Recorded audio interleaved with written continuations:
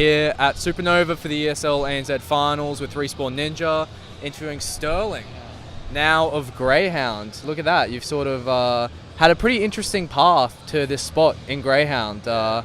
You've gone from like sort of like a lower tiered CGI player to then moving to Chiefs, then to Legacy, and so it's sort of like one of these ones, like bang, bang, bang, right? In theory, on paper.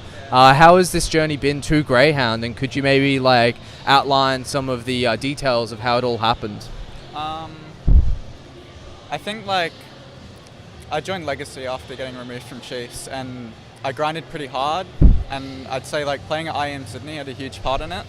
So I sort of played against like, you scrim against like EU teams and stuff like that.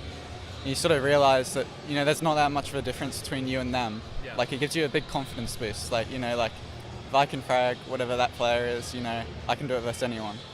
So I'd say that had a huge part of it. And then I just grinded out with Legacy. Like I think Lons and Blitz are really smart players. They helped me out quite a bit.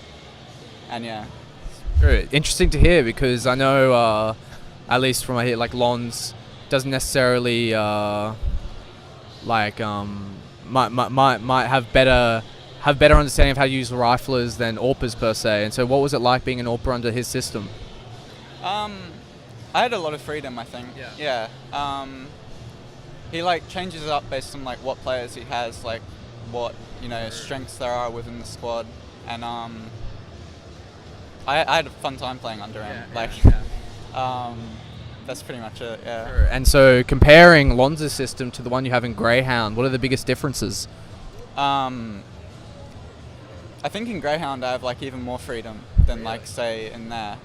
And I think in Grayhound everyone has like a better individual understanding of the game. Like it's just a higher level. And Chris is just one of the best IGLs in like the Oceanic region, like by far. Yeah. Like it's unbelievable playing under him. What does he do specifically?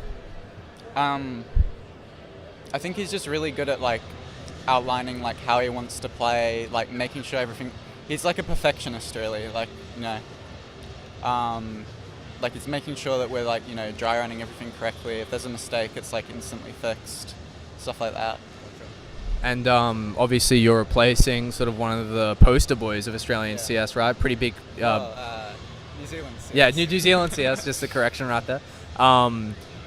Big boots to fill in that sense. Big New Zealand boots to fill. And I noticed a lot looking at the stats that, Grat's this player who throws a lot of flashbangs for his team, pretty supportive, consistent, like doesn't make a lot of mistakes. Do you gear your own skill set towards fitting that type of player also, or do you try to like give Grayhound strengths and add to their overall firepower in a different sort of way than what Grat did? I think me and Grat are pretty similar. There's like slight differences. Like I think he can be a bit more aggressive, like with his like AWP picks and stuff like that. But there's not that much of a difference. Obviously, it's like hard boots to fill. Otherwise, like Sean's like best AWPer was. Now he's in America, fragging out versus like big teams, Liquid.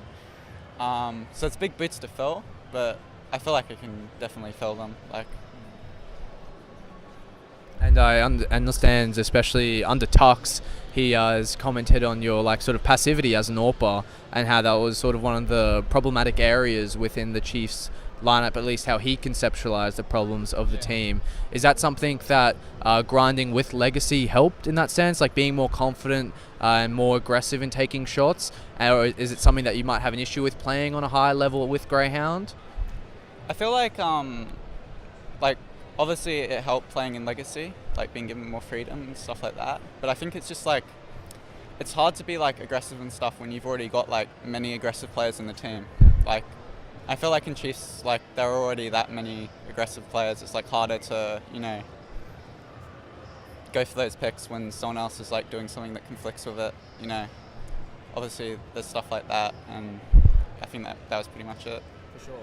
And sort of coming to the end of the interview now, I'm a bit curious as to how you perceive the Grayhound roster overall. And so I think a good way to maybe end the interview, sort of like moving away from you individually, would be like how you see each of the players in the Grayhound roster. So like maybe just list them off one by one, and like because I find it interesting primarily because you've come up into Greyhound as opposed of like having been a part of Greyhound and then Greyhound rising together. Yeah. So it's obviously sort of like maybe look up or like have had experience at a lower level than some of these players. So like what are the biggest things that stand out individually amongst your teammates? I think Chris is like the smartest player in this region, like by far. So that like obviously helps a lot. And then you've got like who's like so experienced, like, you know, he's been playing the game for quite a while. So that really helps. And you've got like Liam, who's like, I feel like every good Australian team has had like Liam in it. Like, obviously, like when Chiefs beat North, Liam was there. Like, he's like one of the best like small side anchors in the region. And then Ollie brings like a lot of like a good atmosphere to the team, and also like he does some small side anchor roles as well, like Biaps and Mirage. He's like one of the better players at it in the region, I think. So yeah, that really helps. And they all have like such a good like understanding of the game compared to like other teams. Yeah.